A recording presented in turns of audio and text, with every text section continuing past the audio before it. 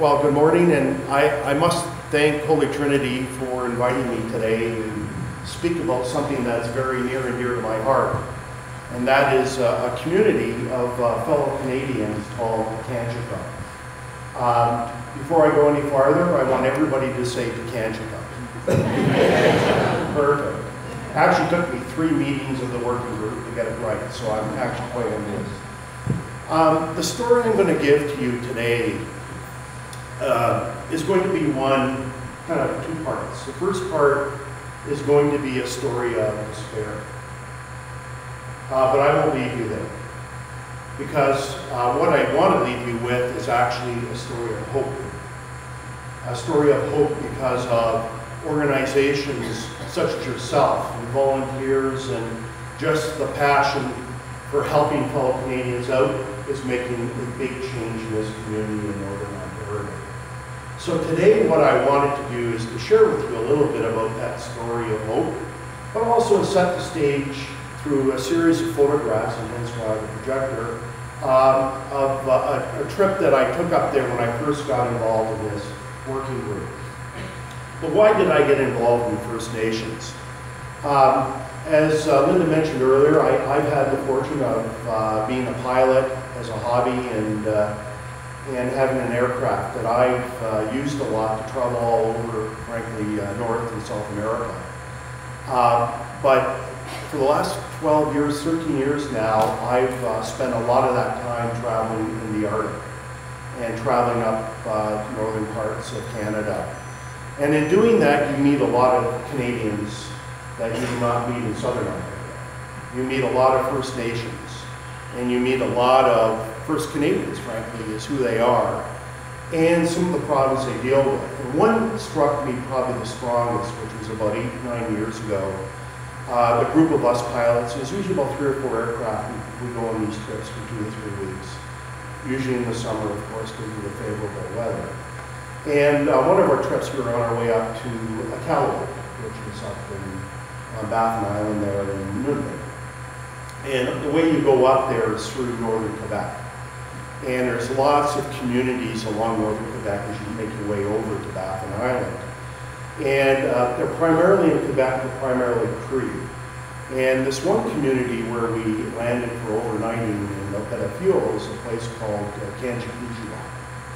And Pikangikum is a small community, and I remember it well because the landing strip was less than 2,000 feet. It was gravel, it was on a cliff.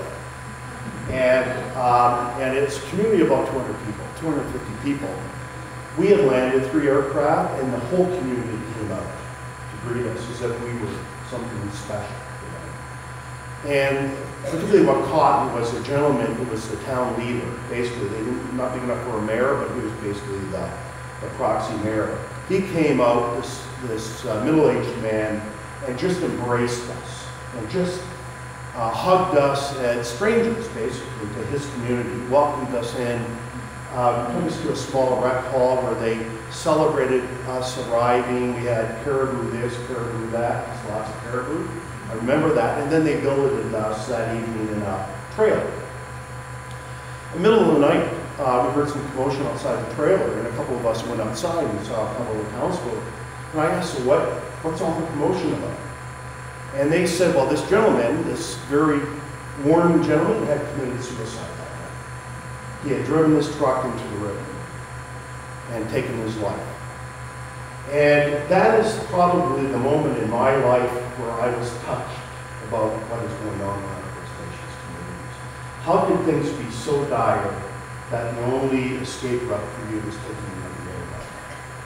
So that stuck with me for 10 years or so, and getting involved with certain things, and we've done many things with First Nations since, but a report was done by the Ontario Coroner back in 2010 on this community called, and I've never heard of it before, called Pikangikum. And the reason why the coroner spent time on this report was because this community, over the previous 10 years, 80 people had taken their lives. It's a community of 2,700 people. It's not a big community. And to the point that Pikangikum, even today, is still considered to have the highest youth suicide rate in the world. In Ontario, just north of us. So the coroner set out a report, and then after he issued the report, he asked a couple of volunteer private sector people who had been involved in First Nations to help try to interpret this report and try to spend time in the community to figure out what are some of the root causes leading to people wanting to be taking their lives in such a way. So Bob White, who heads our committee, the Pikangikum Working Group, who himself is First Nations, he's Micmac from Cape Breton, was approached by the coroner. Bob approached me and a couple others, including Irving and LeBlanc from the Assembly of First Nations. And the group of us got together to try to determine what do we see as the root cause of this. And today, I want to share with you a little bit of the background and the outcome of some of the work we've done over the last 3 years, including now, as we heard earlier, bringing water to this community in Northern Ontario. So I'll just quickly share with you who Pikangikum is, a little bit about our, and I'm going to do that through pictures. So I'll kind of zip through pictures as quickly as I can. A little bit of who we are, which I explain, a little bit of what our focus is, because there are various areas that we're focused on, the priorities, and then I want to talk specifically about the water project. The water project is something that just, the Anglican Church just has been a big driver for us. Late, in fact, during Advent last year, as part of the Advent conspiracy, that Bishop Mark MacDonald got involved in, water, this whole water project and how critical water is to life, and it became part of the Advent, offerings. And as a result of that, through Anglican Church and others, United Church, Timothy Downtown, and others, have been involved in funding a lot of the work we've been doing, but Anglican Church, through the primates, have been a big driver of this project. I'm going to share that with you. So where is Pikangikum? So you can recognize the map of Ontario. Pikangikum's up here. If many of you know, this is Red Lake. It's probably the closest community that has any sort of civilization, if that's what you want to call it, in terms of stores or whatever. If you were to drive all the way up to Pikangikum, it's about a 22-hour drive. As I tell people, it's shorter to drive to Florida than it is to Pikangikum. And even if you would get there, because you have to wait for the ice roads to go in many cases. It's a community, so that's kind of it. For me, it's about an hour-and-a-half flight, so you can see where the airplane comes in. And I apologize for this, it's a little washed out, but this is the community of Pikangikum right here. It's on a river, it's called the Barron River. It actually flows this way up into Hudson's Bay. It's year-round access through the airport over here, gravel strip. It's a community of about, as I mentioned, 2,700 people, of which over half are young, youth, under the age of 23. So a very young community. They are Christians. At one point they had 9 churches. They have 0 now. Okay, the church has left. When you, I always tell people, I said, when I go here, landing on the airstrip is actually quite challenging, because what they did is they put their dump over here at the end of the airstrip. So what hangs around are dumps? Birds. So you're taking off on this very short gravel strip and heading straight into a flock of birds. So you have to be able to go left or right, sharp turn. For me, it's a lot of fun, but people that don't like little airplanes, it's not so fun. But anyway, so it's community, by the way, it's on the Barron River because this used to be a Hudson's Bay fur trading post. And it's a Ojibwe. So, like in Quebec, it's primarily Northern Ontario, it's Ojibwe. And so they basically built a community around the trading post, which obviously since is left. And this is where they made their home. And the only other thing I'll mention that's critical is waste. So where they put their waste, and which is basically liquid waste, etc., is in a lagoon over here. Well, that lagoon is leaking into the river, and it happens to be upstream from their intake of water, which is right there. So that's why clean water is so critical here in this community. And I can share any more details you want after the service. So let me just take you a few pictures. This was on one of our first trips up here. This is my aircraft, and this is Pikangikum International. And over here is a diesel generator. They're not on the grid. They get the power off diesel. This is where they put it, and they're just right on edge in terms of capacity. This is their city hall. So smashed windows, doors smashed open. It was just amazing. Dust, dirt flying in. And what you'll find in this community everywhere, you walk the roads, and they're all dirt roads, or drive, etc., is these signs everywhere. There are signs basically like billboards reminding people, reminding the young that the money you have, the limited money you have, spend on food and on substance of life, not on drugs, not on booze. This is a dry community. Officially, there is no alcohol in the community, even though there are like anything. But the biggest issue here, in terms of substance abuse, is fuel. They like to sniff gas, especially young. What they do is they'll put gas in just a little bag and put the bag over their mouth, nose, and sniff. And of course, it creates an hallucinogenic feeling. And you'll see kids wandering up and down the street staggering because they've just been sniffing gas. And in fact, to the point where whenever I fly up there, I can't stay overnight. I can't leave my plane at that airport because of the fear that kids will come in and open up my fuel tanks and sniff my gas. So every night I have to fly back to Red Lake and stay in Red Lake, and then come up the next morning to do that commute. Again, because of this issue with gas. And you'll see this all the time. They get their fuel. Everything is brought to them in the summertime by barge. It takes about 4.5 hours to cross that river by barge. So this happens to be the fuel for the diesel generator. They load on the truck, which takes it to that diesel generator facility I showed you. This is what the barge looks like. I guess that's a dump truck on there. And it's pushed back and forth by 4 fishing boats. That's why it takes to come back on across. And you can't put a lot on it in one trip. This is the hospital, or nurse station as they call it. It's manned by a nurse practitioner and several volunteer nurses. Doctors fly in once a month and dentists fly in once a month. So it's kind of a flying community. So flying doctor, you have a flying judge that holds court, everything is kind of on a monthly flying basis. And that's kind of it. This is the school. So the school is a bunch of portables. They actually had a schoolhouse in 2007 that burned down. And the school itself, the kids there are taught the Ontario curriculum, just like our kids and grandkids are. The teachers, there's about 40, 45 teachers up there. They're all from this area. In fact, principals from the Newmarket. They're on contract up there to teach these programs. The federal government pays those contracts because they're on First Nations land. But the school burned down, and we're sitting here. They're just going to get a new school started next year. So it took 10 years to build a new school after it burned down.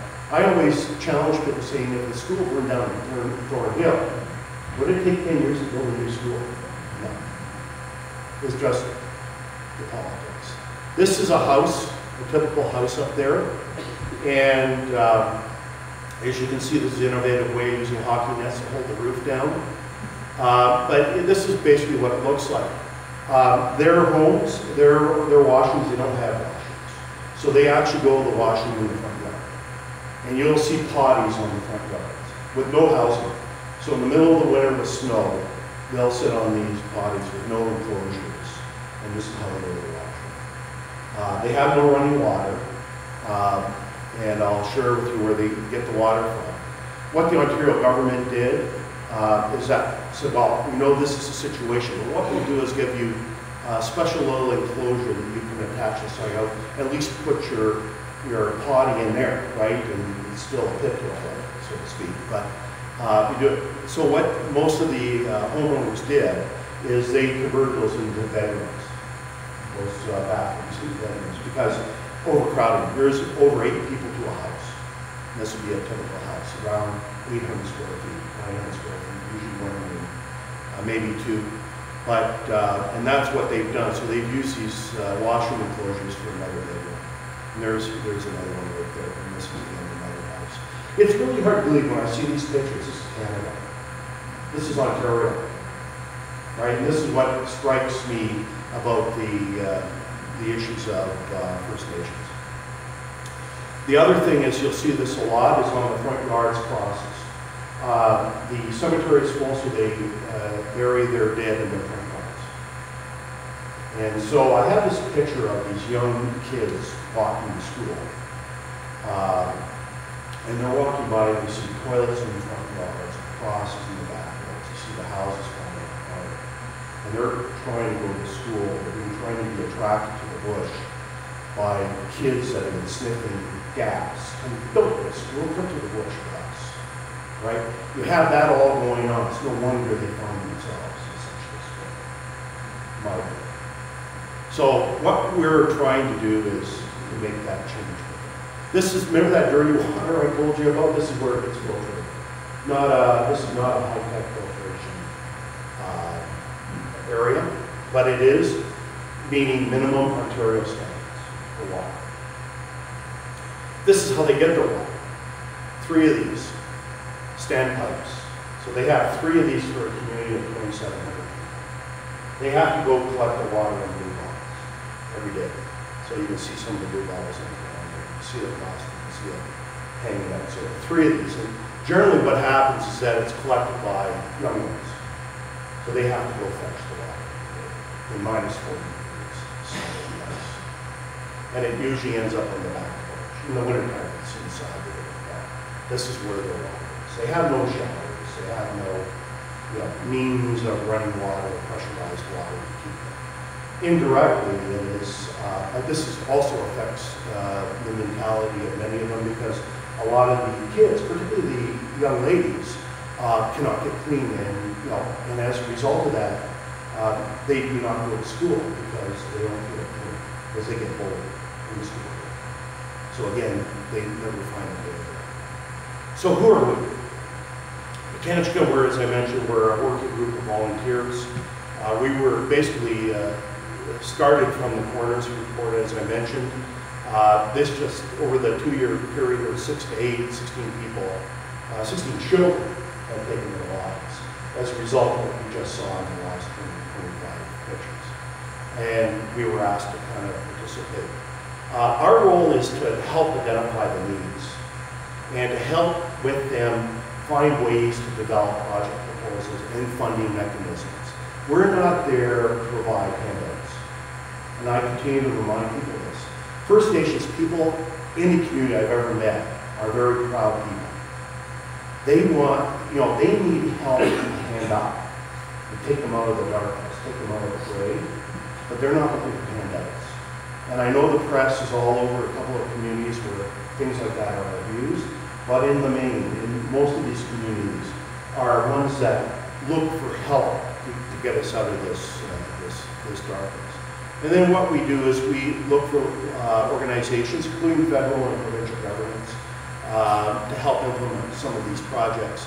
And then we report back and monitor. In fact, I'm up there in the 11th of November, sit down with the Chief of Council over their current model projects, as well as some others that we're doing. Our focus is down here. Those that remember Maslow's hierarchy of needs, about how people feel about themselves and about how their esteem and how strong they feel about themselves. None of that really matters in a real stick until you get the basics fixed.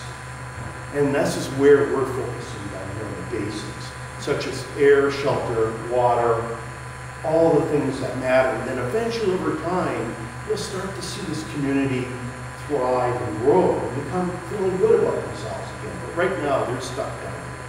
And that's where the focus of our volunteers are. I won't take you through this list, but these are the 12 items that we determined and shared with the band and council, or the chief and the band council, and they agreed to the priority list, and of course water is at the top of it. One is also a sawmill. We put a portable sawmill up there and helping them build their own homes out of their access to their own lumber. and giving them trades, skills around them.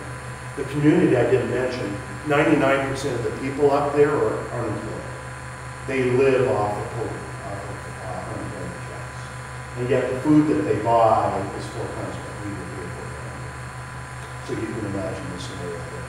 So this is a little bit of what we're doing. In fact, on our way up there in November, we're dropping into Thunder Bay to talk to Anishinaabe, Aski Nation in Thunder Bay. We're creating a co-op for First Nations people. We're going to pull Pikangikum into a co-op to reduce costs of food for them.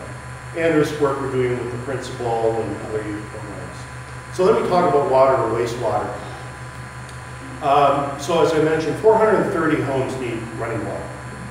They don't have it today. And running water and sewage systems.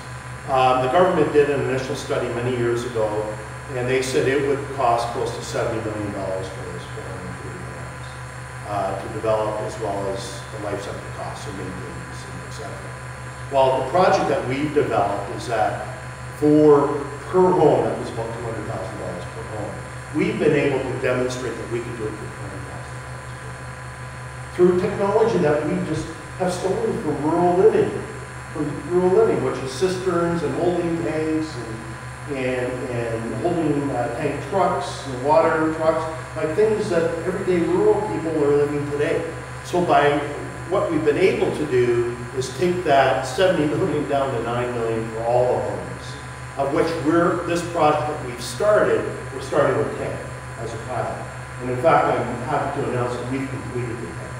And in fact, we have another 3 or 4 we're trying to get done for the snow plots up there. And a lot of that is got to do, and this is what it looks like, by the way, those that know anything about rural living, these are very familiar sites.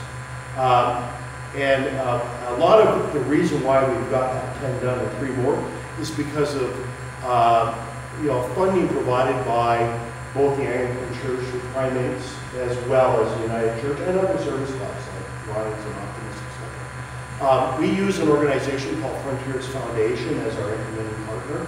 So they've done this down in the Caribbean, they've done this in northern Quebec, and they bring those skills up there. They're a non-for-profit, very transparent organization, and they've provided all the capability.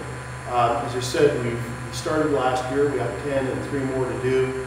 The nice thing about this project, one of the things that are always critical, get in there, fix it, make it better. But what we're doing is we're training young men and women in that community to do this on their own. In fact, the last 3 homes, they plumb, they wire, all this. And this builds a skill for them that they can export to other communities. So you start to build on the trade skill that they need up there. This was just, those that remember Sean Atleo, he was the Assembly First Nations chief who resigned, I guess, earlier this year. But he went up to visit in November last year. Sorry. This is actually quite a typical home. We triage the homes to the most neediest to get the 10. This is one of them. This is great grandma who has no limbs. This is grandma that has 1 limb. And this is the granddaughter, the mother's missing. These scenarios. By the way, the limbs, diabetes is also a big problem up there because of lack of nutrition. So a lot of times these limbs are amputated because of diabetes.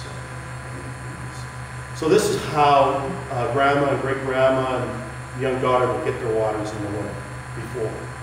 And this is how they're getting them now. Just turning on the tap. Something we take for granted that now they can do with this project. Interesting thing is we put in shower stalls, new toilets, all this, all running water.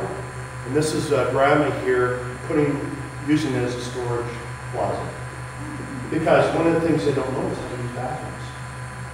So now we have to train them how to use a bathroom, which is an easy thing to do, right? The most desirable thing to do.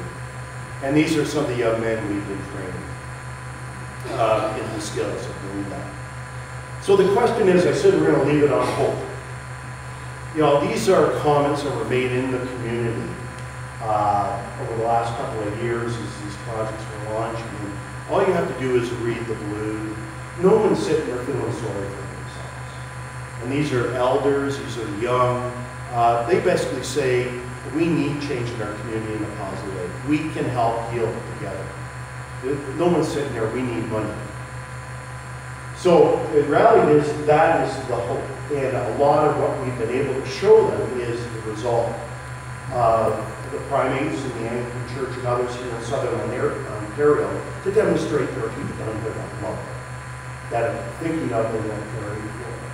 So as I'll be in the room over here after service. But if there's one thing all I ask of you is that I ask for your continuing prayers for people at Pikangikum, as well as prayers for the volunteers and working group committee. Maybe we